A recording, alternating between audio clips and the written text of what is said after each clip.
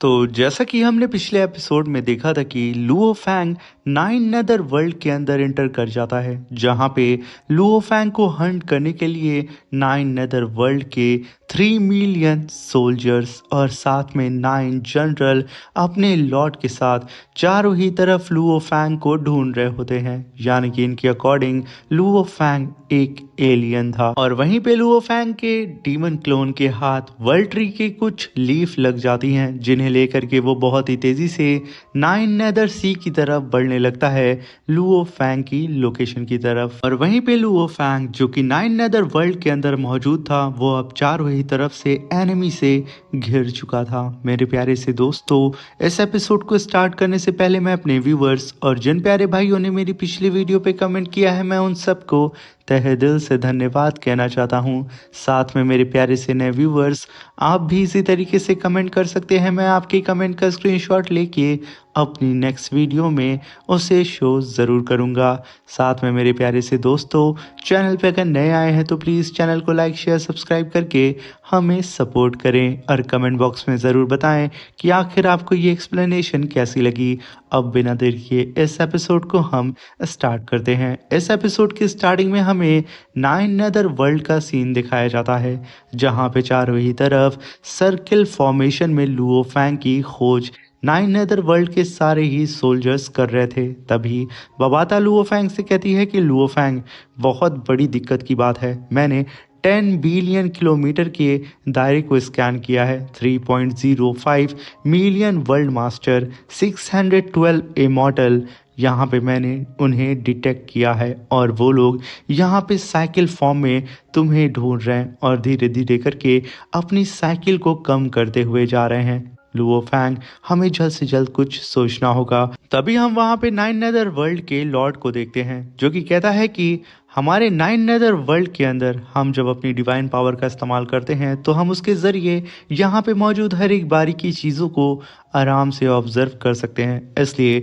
कोई भी एलियन जो हमारे रेस का नहीं है, जब लाखों फौजी उसके खिलाफ हों, तो मुझे नहीं लगता है कि वो हमसे बच पाएगा। और तभी वहां पे उसका कमांडर कहता है, योर हाइनेस, हमने 9 लेयर सर्किल फॉर्मेशन को पूरी ही तरीके से तैयार कर दिया है, बस अब आपके आदेश का इंतजार है। तभी उसका लॉर्ड कहता है कि जाओ, मेरे इस आदेश को चारों ही तरफ फैला दो, बिल्कुल एक जाल की तरह अपने दायरे को धीरे धीरे करके कम करो और उस एलियन को किसी भी कीमत पे यहाँ पे ढूंढ के निकालो, वो हमसे बचना नहीं चाहिए। और तभी वो सारे ही सोल्जर्स अपने कमांडर के साथ 9 फॉर्मेशन में डिवाइड हो जाते हैं, सर्किल फॉर्म में, और बहुत ही तेजी से लुओ फैंग को ढूंढने लगते हैं और अपने वर्ल्ड के हर एक कोने को बारीकी से छानना स्टार्ट कर देते हैं। यहाँ पे वो लोग एक कंकड़ या फिर एक कोने को भी नहीं छोड़ते हैं। उन सभी सोल्जर को यहाँ पे किसी भी कीमत पे अपने वर्ल्ड के अंदर घुसे हुए उस एलियन को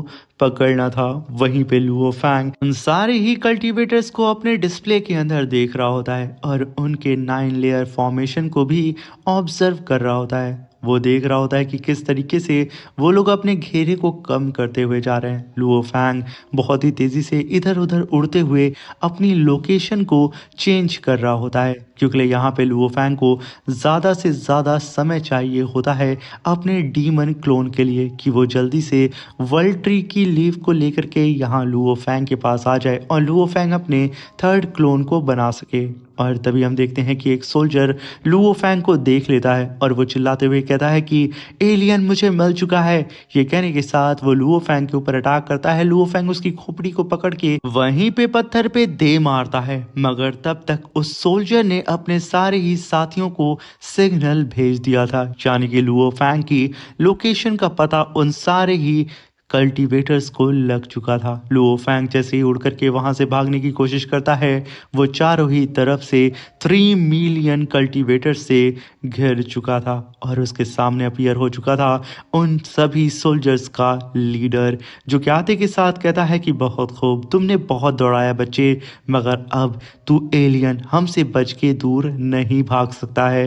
तभी वहां पे वो लॉर्ड अपने सारे ही साथियों से कहता है, 800 इमॉर्टल्स, मेरे कमांड पर 9 नेदर कंबाइंड स्ट्राइक को एक्टिवेट करो। तभी वो सारे ही कल्टीवेटर्स अपनी पावर को आपस में फ्यूज करते हैं और एक जाइंट से फायरबॉल को आसमान में समन करते हैं, जिसे देख करके लुओ फैंग की भी आंखें एकदम फटी की फटी रह जाती हैं। और तभी वो फायरबॉल बहुत ही तेजी से लुओ फैंग की तरफ बढ़ने लगते हैं और अचानक वो फायरबॉल स्लैश अटैक में कन्वर्ट हो जाता है। यहाँ पे वो लॉर्ड एक अलग सी ही घिनौनी स्माइल दे रहा होता है लुओ फैंग को देख के। तभी वो स्लैश अटैक सीधे ही जाकर के लुओ फैंग को हिट करता है। उसकी बॉडी के यहाँ पे टुकड़े हो जाते हैं और जैसे ही वो स्लैश अटैक जमीन पे जाके गिरता है पूरी जमीन फट उठती है। और तभी हम देखते हैं कि जमीन पे लुओ फैंग की वर्ल्ड रिंग पड़ी होती है। और तभी वो लॉर्ड कहता है कि यहाँ पे ये एलियन मारा जा चुका है। ये कहने के साथ वो लुओ फैंग की वर्ल्ड रिंग को उठाता है और उसे स्कैन करता है और चेक करता है कि आखिर इसके अंदर कितना ट्रेजर मौजूद है। और तभी उसे पता चलता है कि इस वर्ल्ड रिंग के अंदर बहुत ही मामूली से ट्रेजर्स मौजूद हैं। उसका दिमाग यहाँ पे पूरी ही तरीके से काम करना बंद कर देता है। तभी वो गुस्से में कहता है कि इतने आसानी से आखिर वो एलियन इमॉर्टल मर कैसे सकता है। जरूर यहाँ पे कुछ ना कुछ गड़बड़ है, क्योंकि यहाँ पे इस वर्ल्ड रिंग के अंदर बहुत ही कम ट्रेजर मौजूद हैं और उस अकेले एलियन ने हम लोगों की नाक में दम कर दिया था। तभी वो अपने सारे ही साथियों से कहता है कि अपने 9 लेयर की सर्किल फॉर्मेशन को अभी भी एक्टिवेट रखो और बारी बारी करके इस सारी ही प्लेस को स्कैन करो और अपने दायरे को छोटा करते हुए आओ। ये सुना ही था सारे के सारे सोल्जर्स अपनी अपनी लोकेशन पे वापस चले जाते हैं। तभी हम लुओ फैंग को देखते हैं जो कि कहता है कि मेरे पास जो जर्ग के वॉरियर हैं उनके ऊपर मैं अपनी डिवाइन पावर का इस्तेमाल करके उन्हें अपने खुद जैसा मैंने बना दिया है और उनका ही इस्तेमाल करके मैं यहाँ पे इन सभी लोगों को कंफ्यूज कर रहा हूँ। और इकलौता यही तरीका है इन सब से डील करने का, क्योंकि मैं इन सब से फेस टू फेस जाके फाइट नहीं कर सकता हूँ, क्योंकि ये लोग संख्या में बहुत ज़्यादा हैं। यानी कि लुओ फैंग ने अपनी इमॉर्टल डिवाइन पावर का इस्तेमाल करके अपने ही स्लेव्स का इस्तेमाल किया है अपने अपोनेंट्स को बेवकूफ़ बनाने के लिए और अपने डीमन क्लोन के लिए समय निकालने के लिए। तभी हम वहाँ पे डीमन क्लोन मूशा को देखते हैं जो कि लुओ फैंग की लोकेशन को फॉलो करते करते 9 नेदर वर्ल्ड के वर्ल्ड पूल के अंदर एंटर कर जाता है। मगर उसके अंदर घुसते ही उसे एहसास हो जाता है कि आखिर आसपास का जो एटमॉस्फेयर है वो कितना खतरनाक है। उसकी पूरी ही बॉडी को वो भवंडर तोड़ना स्टार्ट कर देता है, जहाँ पे डीमन क्लोन कहता है कि मैं यहाँ से टेलीपोर्ट भी नहीं हो सकता हूँ और वापस उड़ करके जा भी नहीं सकता हूँ। खैर मेरी जो बॉडी है वो लिक्विड फॉर्म में ट्रांसफॉर्म हो जाती है और मैं अपने डोमेन का इस्तेमाल करके यहाँ पे इस वाटर ट्विस्टर को क्रॉस कर सकता हूँ। और अगर मेरे पास ये एबिलिटी ना होती तो यकीनन आज मैं यहीं पे मारा जाता। और वहीं पे हम देखते हैं कि 9 नेदर वर्ल्ड के सोल्जर लुओ फैंग की क्लोन बॉडी को हंट करते हैं और उन्हें मार रहे होते हैं। और मरने के बाद वो सारे ही वॉरियर्स जर्ग फॉर्म में खुद को ट्रांसफॉर्म कर ले रहे होते हैं। वो सब के सब लुओ फैंग के ही स्लेव्स होते हैं और लुओ फैंग खुद सेफली एक कोने में छुपा होता है। और वहीं पे वो सारे ही एलियंस जब लुओ फैंग को मार रहे होते हैं उनके अकॉर्डिंग, तो वो लोग यहाँ पे चिल्ला रहे होते हैं कि एलियन को हमने ढूंढ लिया और एलियन को हमने यहाँ पे मार दिया। तब तक वहाँ पे हम देखते हैं कि लुओ फैंग की मूसा बॉडी भी 9 नेदर वर्ल्ड के अंदर एंटर कर जाती है और वो लुओ फैंग को फॉलो करते हुए उसकी डायरेक्शन में बढ़ने लगती है। और तभी हम 9 नेदर वर्ल्ड के लॉर्ड को देखते हैं जो कि कहता है कि जैसा कि मैंने सोचा था, हमारे वर्ल्ड के अंदर और भी कई सारे एलियंस छुपे बैठे हैं और हमें उन्हें ढूंढ करके मारना है, इसलिए हम अपने प्लान को रोक नहीं सकते हैं और अब हमें और भी तेज़ी से आगे बढ़ना होगा और उन सब को भगा भगा के मारना होगा, कोई भी यहाँ से बच करके जा ना सके। और वहीं पे हम बबाता को देखते हैं जो कि लुओ फैंग से कहती है कि लुओ फैंग अलर्ट हो जाओ। वो सारे ही एलियंस अपने सर्किल को बहुत ही तेज़ी से कम करते हुए जा रहे हैं और बहुत जल्द वो लोग हम तक पहुंच जाएंगे। और तभी हम वहां पे लुओ फैंग को देखते हैं जो कि बबाता की बात को सुनकर के बड़ी ही शांति से एक कोने में छुप करके बैठा होता है। और तभी हम 9 नेदर वर्ल्ड के लॉर्ड को देखते हैं जो कि अपने पैर को जमीन पे पटक करके अपने ऑरा प्रेशर को रिलीज करता है और अपने साथियों से कहता है कि हम लोगों ने यहाँ पे मिल करके टोटल 39 इमॉर्टल्स एलियंस को मार दिया है और अब हमें सिर्फ 1 लाख किलोमीटर एरिया के अंदर ही उन एलियंस को ढूंढना है। इसलिए अपने साइकिल को जितना हो सके कम करो और उन सारे ही एलियंस को पकड़ के उन्हें ख़त्म कर दो, कोई भी यहाँ से भाग ना सके। और तभी हम देखते हैं कि लुओ फैंग जिस गुफा के अंदर छुपा था उसके अंदर भी 9 नेदरवर्ल्ड के सोल्जर्स एंटर कर जाते हैं। और तभी एक सोल्जर लुओ फैंग जिस दीवार के पीछे छुपा था उसके सामने आके खड़ा हो जाता है। लुओ फैंग तुरंत उस दीवार से बाहर निकलता है और साथ में अलग जगह पे भी लुओ फैंग बाहर निकलता है और हमें समझ में आता है कि ये तो लुओ फैंग के क्लोन्स हैं जिन्हें यहाँ पे 9 नेदरवर्ल्ड के कल्टीवेटर्स बहुत ही बेरहमी से मार देते हैं। वो दोनों ही क्लोन मारे जाते हैं जिसकी वजह से अब जो मरने का आंकड़ा था एलियंस का वो 41 हो चुका था। और तभी हम देखते हैं कि सारे के सारे सोल्जर्स 9 नेदरवर्ल्ड के इकट्ठा होते हैं जहाँ पे वो अपने लॉर्ड से कहते हैं कि योर हाइनेस, हमने हर एक जगह को बारीकी से सर्च कर लिया है। अब यहाँ पे कोई भी और एलियन नहीं है और ना ही उसका कोई नामो निशान हमें मिल रहा है। ये सुनकर के वो लॉर्ड कहता है कि आखिर आखिर ये कैसे मुमकिन हो सकता है, आखिर वो पावरफुल एलियन कहाँ गया जो कि अब तक हम लोगों से बच के भाग रहा था। उस बेचारे को यकीन नहीं हो रहा होता है कि आखिर क्या सच में उन लोगों ने उन सारे ही एलियंस को मार दिया है जो कि यहाँ पे आए थे। मगर तभी सीन में ट्विस्ट आता है। हम देखते हैं कि जो कमांडर यहाँ पे इस लॉर्ड को रिपोर्ट कर रहा था वही असल में खुद लुओ फैंग की ओरिजिनल बॉडी होती है और इसके बारे में उस लॉर्ड तक को जरा सा भी अंदेशा नहीं होता है।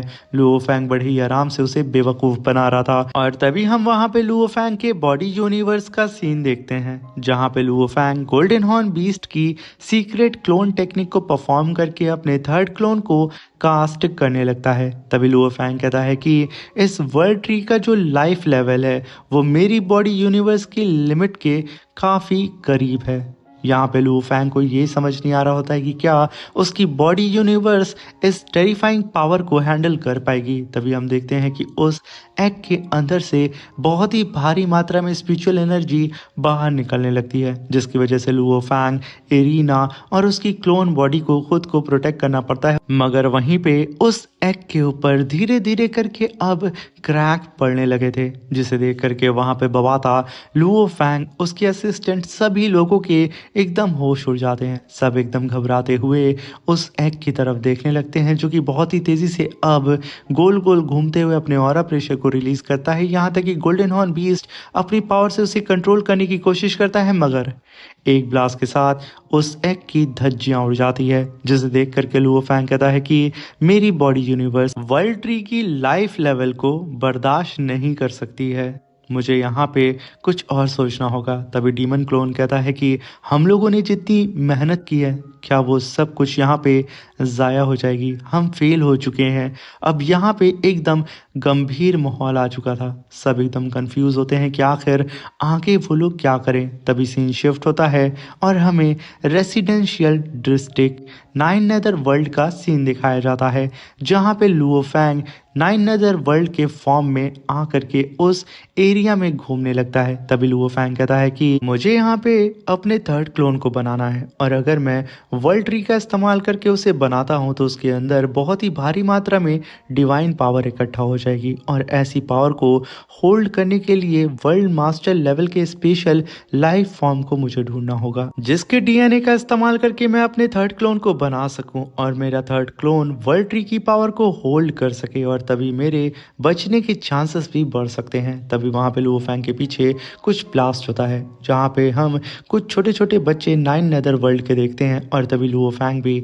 बिल्डिंग के ऊपर आकर के उन्हें देखने लगता है जहाँ पे वो लोग आपस में ही कहते हैं कि अगर हम लोग ऐसे ही तबाही करते रहे ना तो अंकल हमसे नाराज हो जाएंगे। मगर तभी उनमें से एक कहता है कि आखिर इसमें गुस्सा होने वाली क्या बात है, अंकल तो चाहते हैं कि हम पावरफुल बने। वहीं पे लुओ फैंग इन लोगों की स्ट्रेंथ को देख के कहता है कि ये बच्चे प्लैनेट लेवल के कल्टीवेटर हैं और इनके जो बड़े हैं वो वर्ल्ड मास्टर लेवल के कल्टीवेटर हैं और इससे ये बात साबित होती है कि ये रेस बहुत ही ज्यादा टेरिफाइंग है। और तभी वहां पे एक बच्चा कहता है अपने दो साथियों से हम सभी लोग रॉयल सी के अंदर पैदा हुए हैं और जब हम इमॉर्टल बन जाएंगे तो हम लोग नाइन नदर वर्ल्ड पूल को क्रॉस करते हुए एंसेस्ट्रल ओशियन को देख सकते हैं। तभी वहां पे लुओ फैंग कहता है कि नाइन नदर वर्ल्ड पूल मतलब वो इन लोगों का एंसेस्ट्रल ओशियन होगा जिसका ये लोग यहाँ पे जिक्र कर रहे हैं। तभी वो बेबी कहता है कि यहाँ पे तुम लोगों को पता है मैं एंसेस्ट्रल ओशियन के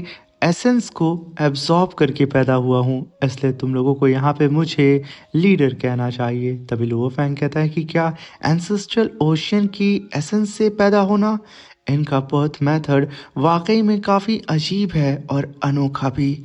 वहीं पे वो बेबी कहता है कि 108 रॉयल सी जो कि हमारे वर्ल्ड के एकदम सेंटर में मौजूद है और उसे भी छूना ना फॉरबिडन है और उसकी भी बहुत ज़्यादा रिस्पेक्ट की जाती है और वो एंसेस्ट्रल ओशियन से कम नहीं है। और तभी हमें वहां पे लुओ फैंग के बॉडी यूनिवर्स का सीन दिखाया जाता है जहां पे बबाता कहती है कि मैंने तो सिर्फ इतना सुना था कि 108 प्रिंस यहाँ पे मौजूद हैं, बट मैंने ये कभी नहीं सोचा था कि 108 रॉयल सी भी यहाँ पे मौजूद होगी। तभी लुओ फैंग कहता है कि बबाता ये कोई कोइंसिडेंस तो हो नहीं सकता है, मुझे ऐसा लगता है कि रॉयल सी ज़रूर रिलेट करती है उन सारे ही प्रिंस से जिससे अभी हाल ही में मैंने फाइट की थी, जहाँ पे हमें अब समझ में आता है कि लुओ फैंग को जो हंट कर रहा था वो असल में इस नाइन नदर वर्ल्ड का प्रिंस होता है। और यहाँ पे लुओ फैंग को ये भी समझ में आ जाता है कि उसके थर्ड क्लोन के लिए जो जेनेटिक यहाँ पे उसे चाहिए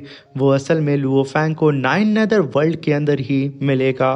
इसी के साथ मेरे प्यारे से दोस्तों ये शानदार सा एपिसोड यहाँ पे ख़त्म होता है। Thank you for watching.